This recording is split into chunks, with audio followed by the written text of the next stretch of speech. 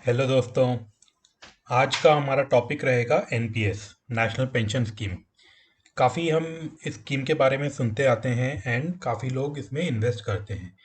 But काफ़ी corporates में भी दोस्तों और काफ़ी मैंने प्राइवेट फर्म्स में भी देखा है, इस स्कीम के बारे में अधिकतर लोगों को इन्फॉर्मेशन नहीं है।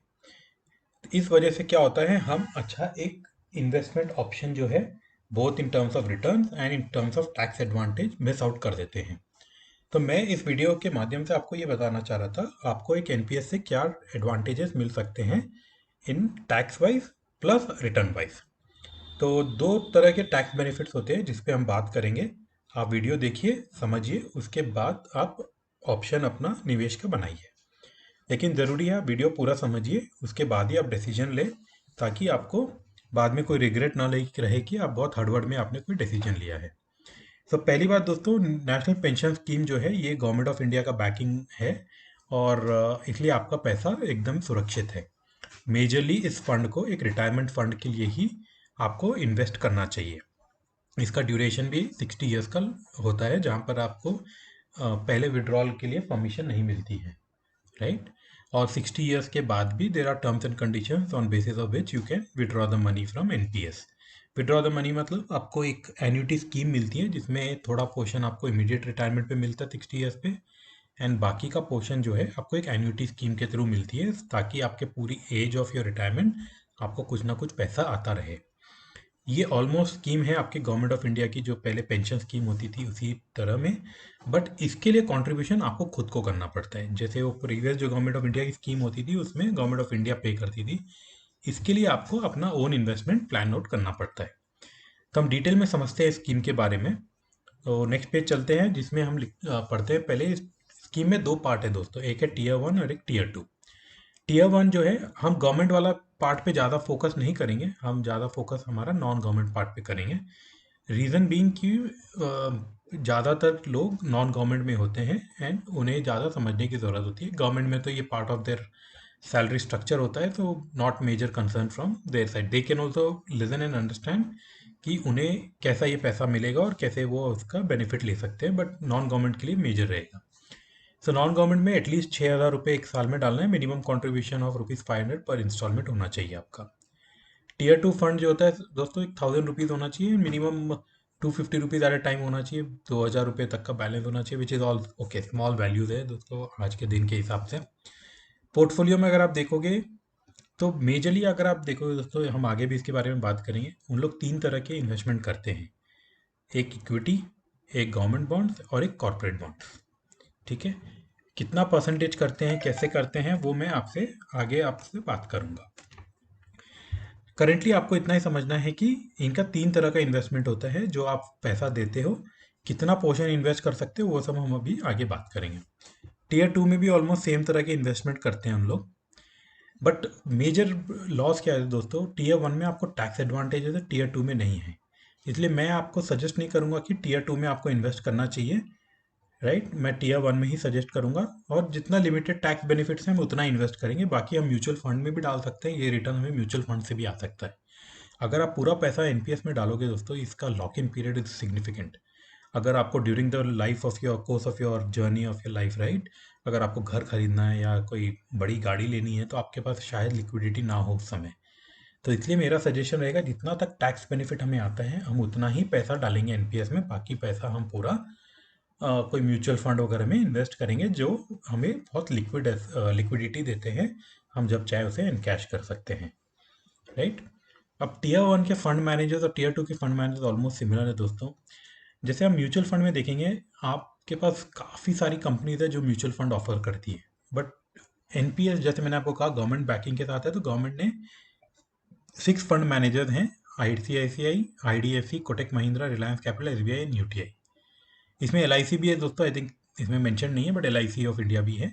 तो very limited set of people he allowed हैं जो एनपीएस अकाउंट खोल सकते हैं और एनपीएस का पैसा लेके उसको इन्वेस्ट कर सकते हैं मार्केट में। इसका एक्सपेंस रेशियो दोस्तों, कोई भी स्कीम अगर आप लोगे, एक्सपेंस रेशियो जनरली बहुत लो रहता है, 0.025%, which is significantly lower. And जैसे मैंने आपको पहले कहा था, विड्रॉल में देखिए, government not allowed before investor turn 60, non government no restrictions. There are some restrictions दोस्तों. You cannot withdraw 100% of your capital, which we will talk further. अब देखिए, जैसे मैंने आपको कहा था अभी, हर तरह का इंसान अलग होता है, हर इंसान का इन्वेस्टमेंट एपेटाइट अलग होता है. जैसे एग्रेसिव स्कीम अगर आप देखेंगे, इसमें 70 LC 75 बोलते हैं हम इसमें. इसमें 75% of your exposure will be in equity. जैसे इक्विटी आपको पता है दोस्तों, बहुत वोलेटाइल मार्केट होता है, कभी ज़्यादा कभी कम, राइट. इसलिए इसको एग्रेसिव स्कीम कहा जाता है, जहाँ 75% ऑफ योर कॉन्ट्रीब्यूशन, जितना पैसा आप निवेश करेंगे 75% आपका इक्विटी में चला जाता है, 10% कॉर्पोरेट डेट में जाता है और 15% गवर्नमेंट सिक्योरिटीज में जाता है. ठीक है दोस्तों. अगर आप 55 ईयर्स एंड अबाव हो गए हैं, तो आपका इक्विटी में एक्सपोजर सिर्फ 15% रखते हैं लोग एग्रेसिव स्कीम में. जैसे मैंने आपको कहा, इक्विटी बहुत ही एग्रेसिव होता है एंड बहुत वॉलेटाइल होता है, इसलिए उन लोग, आपकी एज जब 55 ईयर्स एंड अबाव हो जाती है तो आपका इक्विटी में सिर्फ 15% ही रखते हैं एक्सपोजर. बट कॉर्पोरेट डेट में 10% रहता है, गवर्नमेंट सिक्योरिटीज दोस्तों 75%. तो आप देख रहे हैं कि कॉर्पोरेट डेट में सेम रहे, बट गवर्नमेंट सिक्योरिटी में बढ़ा रहे हैं, क्योंकि वो एकदम सेफ होती हैं. एंड गवर्नमेंट ऑफ इंडिया चाहती है जब आप 55 ईयर्स एंड अबव आए, जब आपको कोई भी ऐसा हार्डशिप ना मिले जिससे आपका रिटायरमेंट फंड पे एक क्वेश्चन आ जाए और आपको एक स्ट्रेस आ जाए लाइफ में. तो इसलिए 75% ऑफ योर इक्विटी से निकल के the money moves to government securities. ना मॉडरेट अगर आपका रिस्क एपेटाइट है, देन 50% आपका इक्विटी में जाएगा, 30% कॉर्पोरेट डेट में जाएगा, 20% गवर्नमेंट सिक्योरिटीज में जाता है. अगेन 55 ईयर्स एंड अबाउ अगर आपकी एज हो गई है, तो इसमें आपका इक्विटी एंड कॉर्पोरेट डेट में 10% कर देते हैं दोस्तों. यहाँ 15 था, यहाँ 10 कर देते हैं, और गवर्नमेंट सिक्योरिटीज में 80% हो जाता है.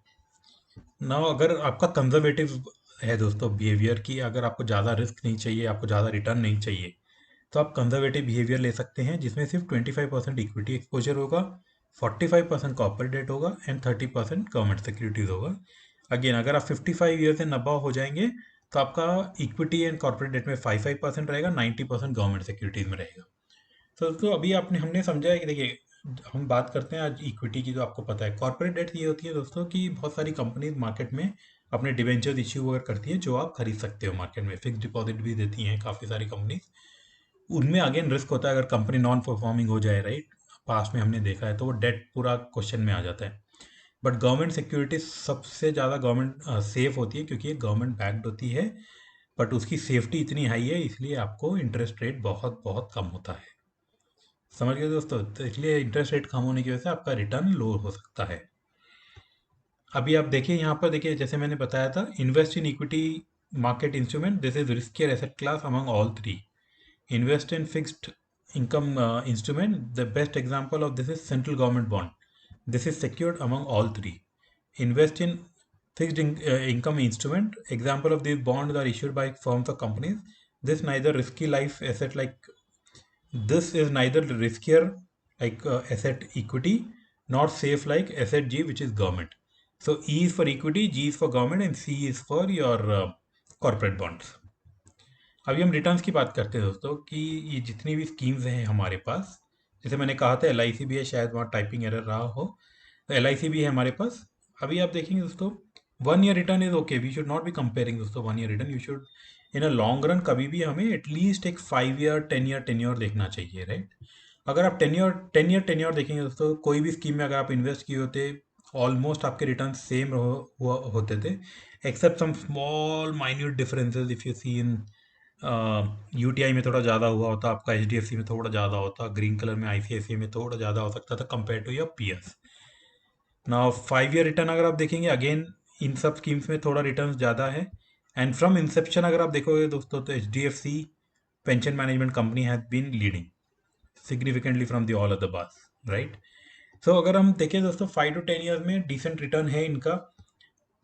अगर हम देखें यहाँ पर 20% का बार इन्होंने सेट किया है, उस हिसाब से एटलीस्ट लग रहा है ये 15%, 10 से ऊपर ही पानी चाहिए दोस्तों. 50% एंड अबाव दिख रहा है मुझे. जनरली मेरा अंडरस्टैंडिंग है 13 से 14% का रिटर्न है दोस्तों, which is very very very good. काफ़ी अच्छा रिटर्न है from a 10 year kind of horizon also. अगर हम FD में लगाते हैं दोस्तों, 4% 5% से ऊपर इंटरेस्ट नहीं मिलता है आपको, राइट. ये भी सेफ है, ये भी गवर्नमेंट बैक्ड है, तो आपको टेंशन लेने की ज़रूरत नहीं है, और आप इनमें इन्वेस्ट कर सकते हो. अभी जैसे मेरे इस वीडियो का टॉपिक है हिडन टैक्स बेनिफिट्स, मैं उस बारे में बात करना चाहता हूँ. ये है अगर आप एक इंडिविजुअल हो और इसमें आप इन्वेस्ट करते हो तो एटीसी में ही पार्ट होता है दोस्तों। एटीसी में ऑलरेडी काफ़ी चीज़ें कवर होती है, हमारी इंश्योरेंस प्रीमियम, एलआईसीज और पीपीएफ, राइट, हमारा पीएफ जो कंपनी से करते हैं, तो वो सब इसमें ऑलरेडी हो जाता है। तो मैं इसमें आपको इन्वेस्ट करने की सजेशन नहीं दूंगा, जैसे मैंने पहले भी कहा था। बट मैं ये ज़रूर सजेस्ट करूंगा दोस्तों, सेक्शन 80 CCD 1B में आपको 50,000 का बेनिफिट है दोस्तों। अगर आप ये इन्वेस्ट करते हैं ओवर एंड अबाव एटीसी, आपको बेनिफिट मिलता है। इसका एडवांटेज क्या है दोस्तों, मैं आपको बताता हूँ। अगर आप 30% टैक्स स्लैब में हो, 50,000 अगर आप इन्वेस्ट करते हो तो समझिए 15,000 रुपये तो आपको इमीडिएट रिटर्न आ जाता है in the form of tax saving that you get.